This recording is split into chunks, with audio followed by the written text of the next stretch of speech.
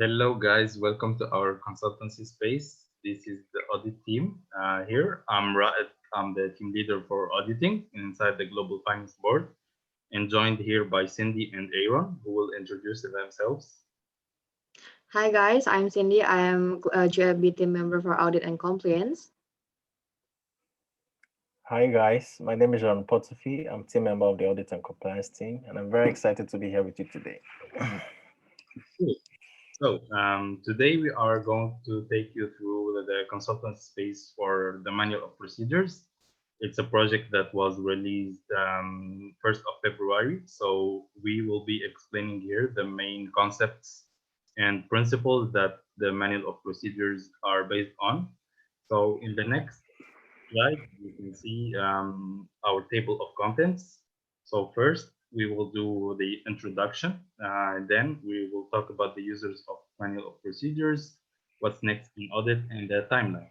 So in our agenda today, we will be mainly discussing the definition of the manual of procedures, the users of manual of procedures, GFB and manual of procedures. How are we going to be using the manual of procedures? External users of manual of procedures. What's next in audit, which means what are our next projects, and the timeline for manual of procedures. So first thing, we will go through the definition. So the manual of procedures mainly contains the finance minimums, controls, and processes that exist within the whole organization, and it helps entities do their job in a consistent manner, which means that the manual of procedures is a reference that allows entities to do their work in a consistent manner and in a standard manner. So the objective through developing the manual of procedures, we as GFB had the objective of aligning the entities so that we could evaluate them accurately and we could evaluate their financial information accurately. Because although we report on the same template and we get the same data, but we don't have a very consistent way of verifying the sources or the back end part of the data. And the utility for the project was to also generate workflow that is adaptable to every entity and allows them to see how our activities interacting between each other.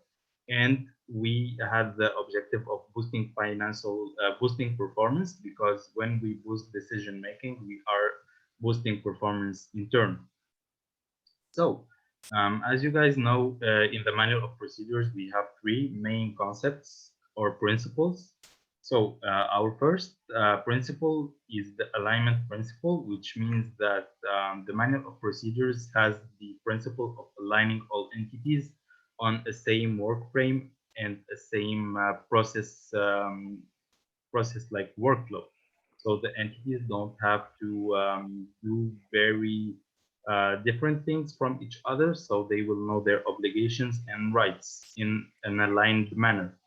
The next part is the accounting system harmony, which means that the manual of procedures helps the intelligibility, which means the understandability of financial information from country level to global level, because right now we don't have a specific way of understanding all financial information.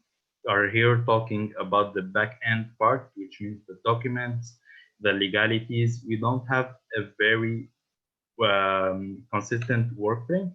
So the manual of procedures comes and gives us a work frame that will help us understand this information depending on users that are inside AIESEC or outside AIESEC. The last part is that the manual of procedures is made to mitigate the risk of losing financial information, which means losing on the decision-making part. So that will enhance the performance, and it does not exist to make performance more complex or make operations more complex.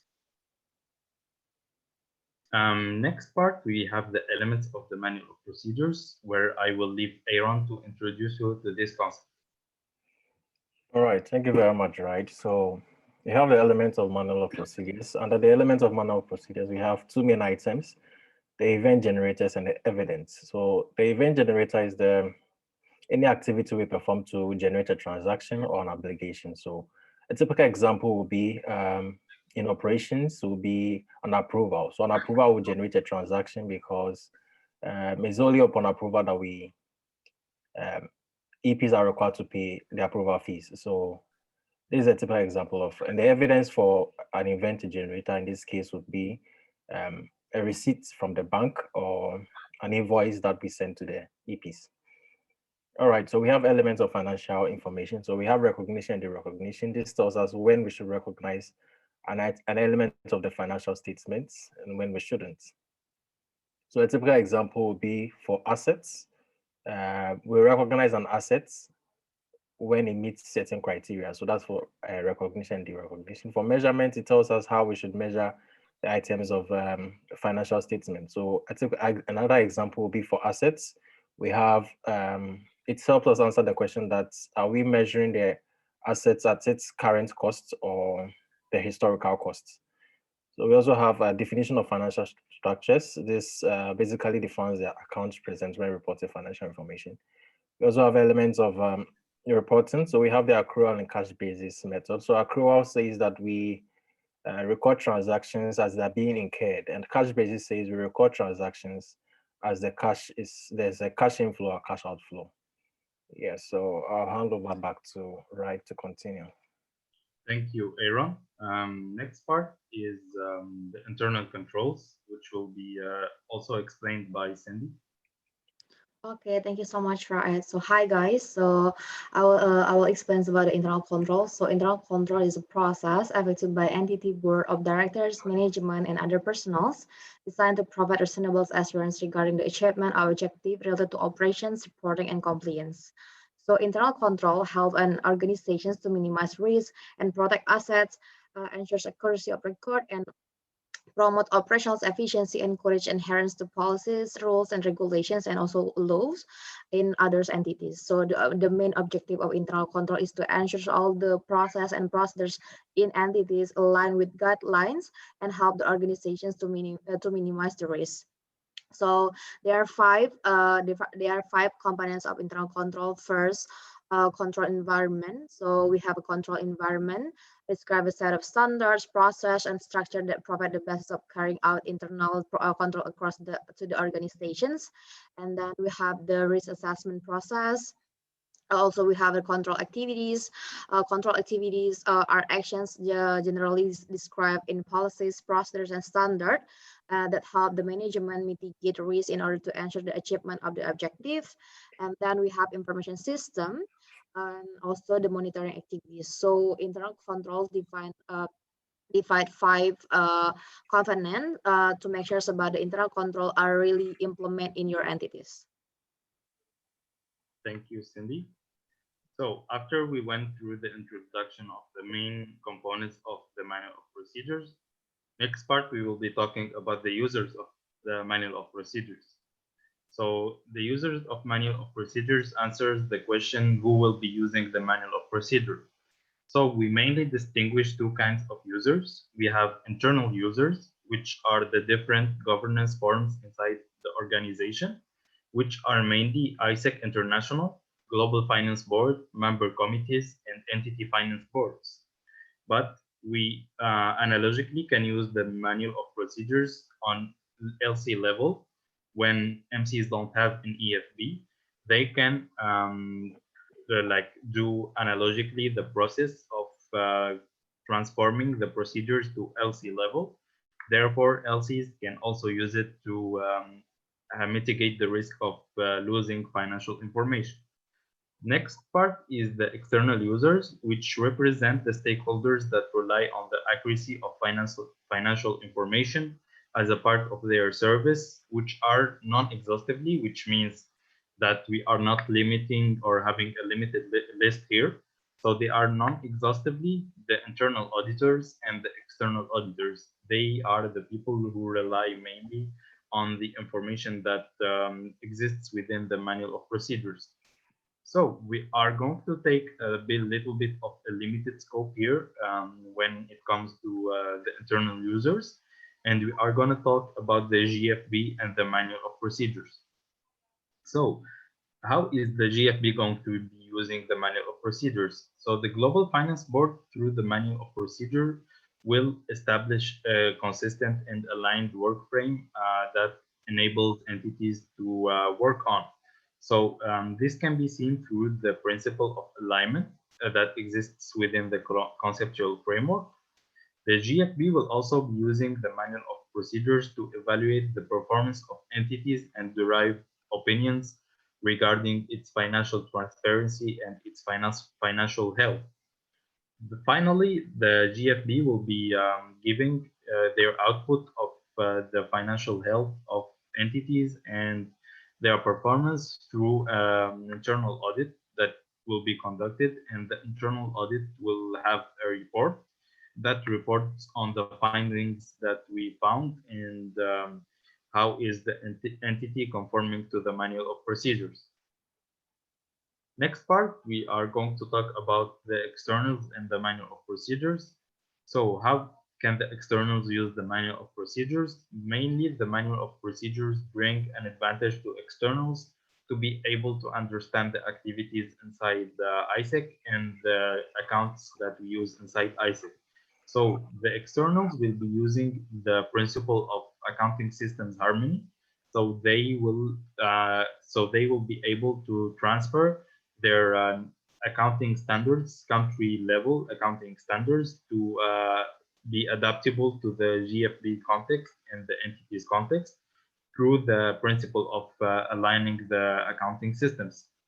Also, the manual of procedures will allow external auditors and internal auditors to know the required procedures to be applied inside an entity and to be able to evaluate the entity based on that concept. Finally, the manual of procedures is not required to be used to validate the work of external users of financial information, which means that the manual of procedures cannot be used by the external users if they don't want to use it, and if they are going to deliver a service based on their normal country accounting standards and normal legal procedures. So it's not an obligation to use it, but it's more of an option that will allow them to deliver a better service to your entity and a better analysis of your finances. So in this part, we are going to introduce you to what's next that we are going to deliver as an audit department.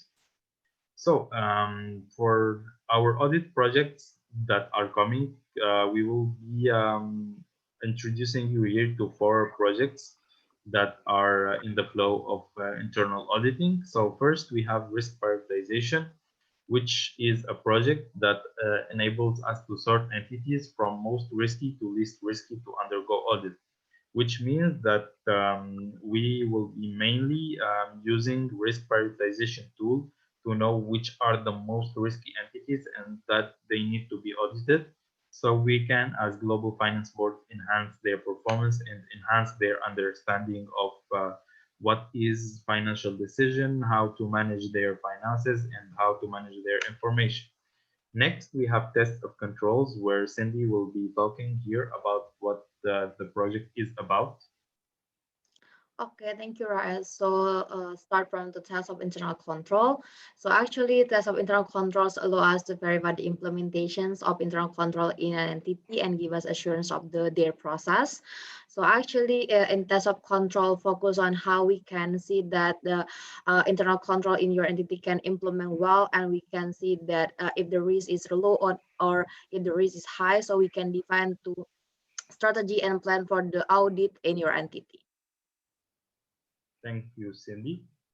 The next project is substantive testing, where Aaron will be introducing you to this project.